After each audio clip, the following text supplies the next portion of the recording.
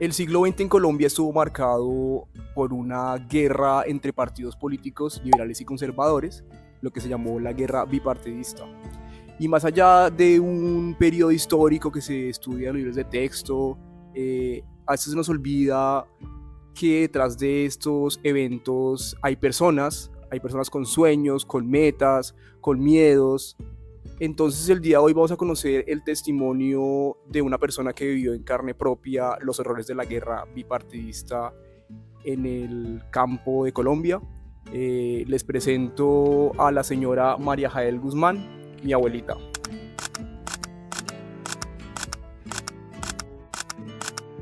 Hola abuelita, ¿cómo estás? Hola, mi amor.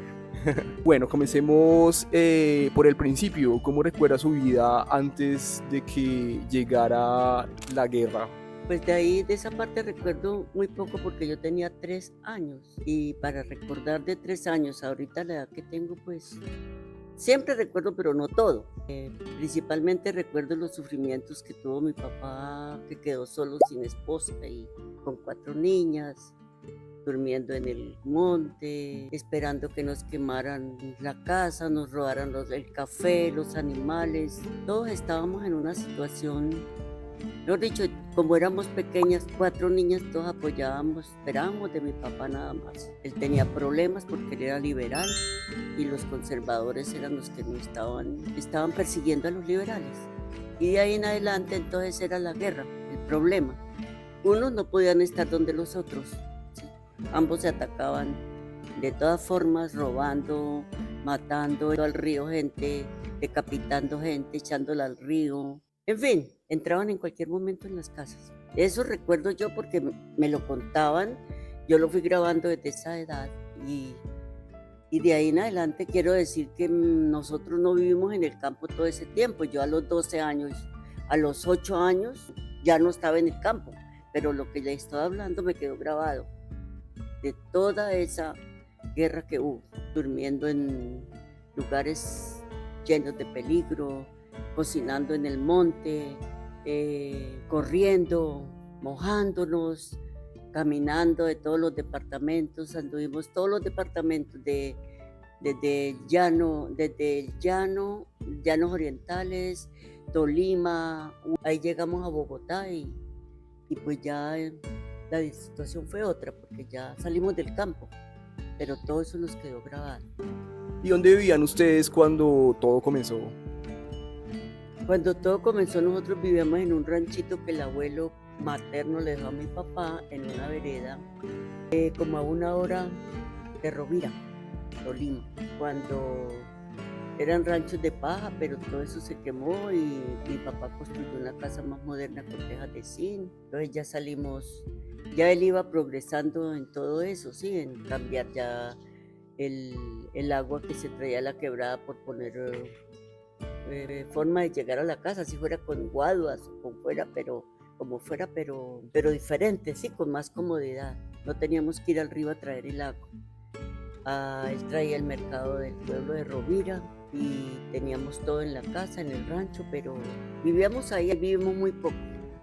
Digamos a los 8 años mi papá me sacó de ahí, nos sacó, ¿Aproximadamente qué año fue? año 56.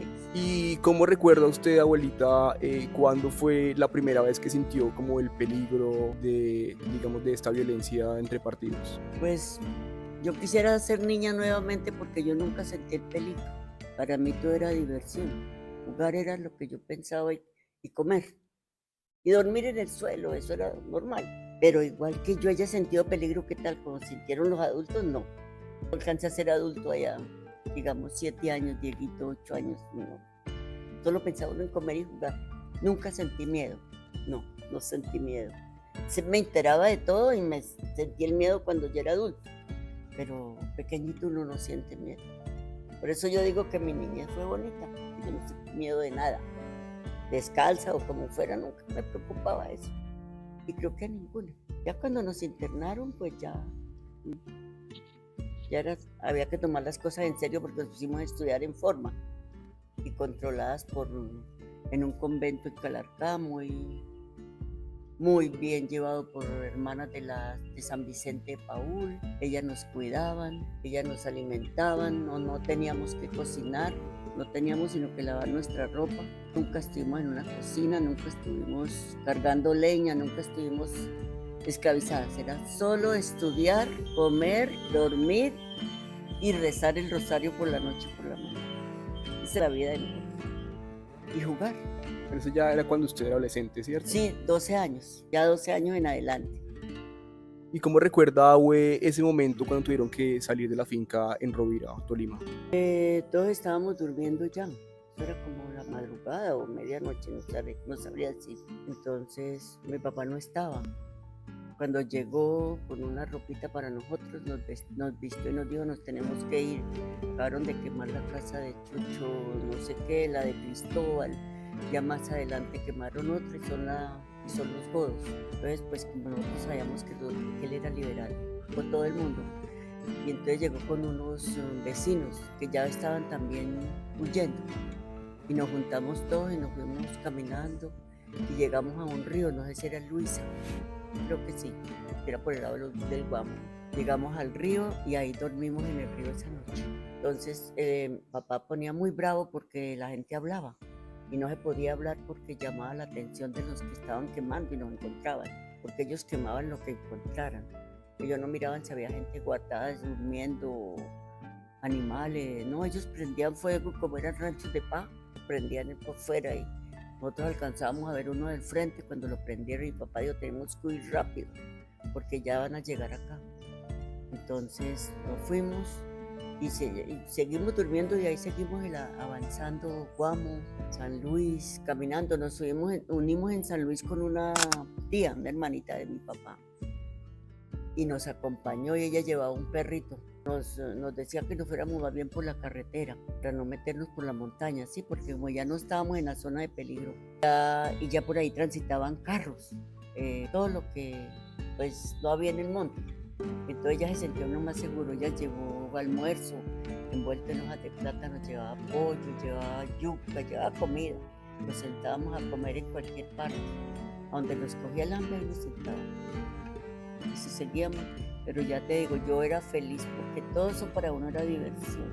Nada que me iría a preocupar. Y llegamos de ahí en adelante recuerdo San Luis y el Guamo. Y llegamos ahí nos quedamos donde otra tía que llamaba mi tía Benza, otra tía ahí, dormimos, ella nos acogió ahí un tiempo, también muy pobres, ahí estuvimos, papá nos dejaba en esa casa, luego se iba por ahí a rebuscarse para ver cómo nos traía plata, comida, volvía en ese día en otra parte, al otro día, cuando ya veía luz en otra parte, oportunidad, nos llevaba para otra parte. Y así estuvimos hasta que la última vez que ya, cuando él dijo, esta niña ya están poniéndose grande, tengo que hacer algo, y nos llevó para el internado de Calatán.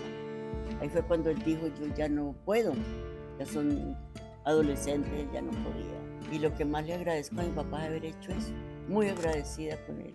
Y yo era muy feliz estudiando. Y ahí ya ellas me vieron que yo pues estaba ya, merecía, porque yo era muy aplicada, muy juiciosa en todo, irme a estudiar a otra parte. Me mandaron a estudiar enfermería a Pereira, en otro convento de la misma monjas. Y ahí fue donde yo estudié auxiliar de enfermería y ahí pues le doy gracias a Dios, pues poco o mucho, pero fue lo que me preparó para tantas cosas que he vivido. ¿Y cómo fue esa experiencia, abuelita, de comenzar en un nuevo lugar cada vez? Ya te dije que eso es bien divertido para mí porque era pequeña. No recuerdo, nosotros estuvimos, pues al llegar al salir del Huila y todo eso, mi papá no sabía para dónde echar porque no tenía ni conocidos ni era de esas tierras, pero él se ingeniaba. Entonces conocía a un señor en Villavicencio que llamaba César Bravo y fuimos a Villavicencio a la casa de ese señor. Y él había tenido un sobrino y sobrinas internas en ese colegio. Era el colegio San José, el internado se llamaba San José. Entonces él le dijo a mi papá que era lo mejor que podía hacer. Entonces mi papá hizo eso. Pero antes de eso, mi papá él nos tenía en Villavicencio, iba a Bogotá, recogía cortes, telas, pedazos de tela y los vendía a Villao para conseguir pues para nosotros y llevaba de venir de Villagua a Bogotá animalitos, loros, llevaba venaditos, llevaba pajaritos y todo eso, pues en Bogotá todavía se podía y lo compraban, ¿sí? Entonces esa plática le servía a él para darnos a nosotros, llevar más telas y volver. Entonces ya cuando pasó todo ese tiempo, entonces fue cuando dijo, no, pues ya hablé con César, con mi amigo, vamos para Calarcayo, ya tenía como 11 años. Entonces nos fuimos nos llevó para Calarcayo, pero él llevaba ratísimo vendiendo telas, haciendo todos esos negocitos, frutas, lo que él podía llevar a Bogotá. Hasta que él se fue y volvía y nosotras en Bogotá. Yo fui la primera que me ubiqué en Bogotá. Él iba y venía y murió en Bogotá. Él compró su ranchito ahí y murió en Bogotá. Pero ya nosotras ya teníamos hijos, ya viejas. ¿Y de qué manera cree usted que esta violencia bipartidista afectó la vida suya, de sus hermanas, de su papá? Pues yo pienso que sí afectó muchísimo, más que todo para los adultos, porque si mi papá compró una finca y la cultivaba con café, con frutos, para vender, era para vivir de ellos, ¿sí? Tal cual como la gente del campo hace ahora. Para nosotros, ya le digo, era lo mismo por lo pequeñas. Es decir, para mi manera de ver era lo mismo. Yo pienso que para las otras también. La hermana mayor sí decidió irse a vivir con los abuelos maternos y allá murió como de 15 años, creo. Pero nosotras sí anduvimos siempre con mi papá. Yo anduve con mi papá hasta que me mandaron para Calarcá, hasta los 12 años. No los había cumplido. Yo entré a Calarcá al internado de 11 y salí como de 17 cuando fui a estudiar enfermería en Pereira. Y nosotros nunca pensábamos en eso. Comer, dormir y estudiar. Y nos decían, ustedes no tienen más que hacer. El que no estudia porque no le da la gana, porque no quiere, nos compraban todo. ¿Sí? Usted no sufre pequeño de nada.